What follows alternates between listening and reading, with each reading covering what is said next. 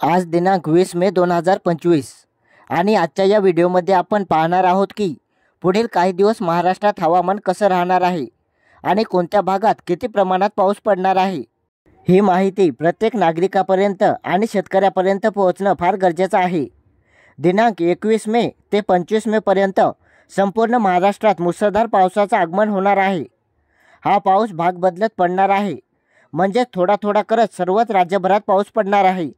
हा पाऊस पूर्व विदर्भ, पश्चिम विदर्भ, दक्षिण महाराष्ट्र, उत्तर महाराष्ट्र तसेच कोकणपट्टी आणि खानदेश या भागामध्ये 2-2 दिवस थांबत पुढे सरकणार आहे आणि 25 मे पर्यंत संपूर्ण राज्यभरात हा पाऊस पडणार आहे।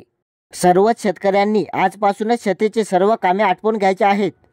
25 मे पर्यंत सर्वच कामे करून घ्यायची आहेत, कारण यानंतर मुसळधार पाऊस पडणार आहे।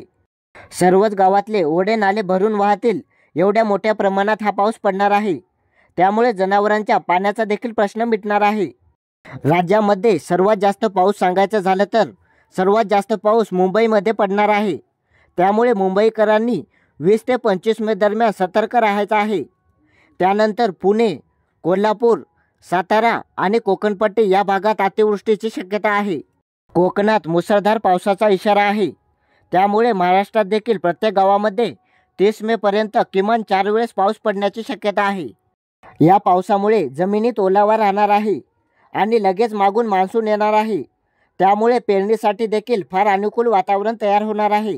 यावर्षी शेतीसाठी फार अनुकूल वातावरण असणार आहे। त्यामुळे कोणत्याही शेतकऱ्यांनी टेन्शन घेऊ नका। आता शेतीतली सर्वच कामे आटपून घ्या आणि हवामानाविषयी प्रत्येक अचूक अपडेट मिळवण्यासाठी चॅनलला देखील नक्की सबस्क्राईब करा। धन्यवाद।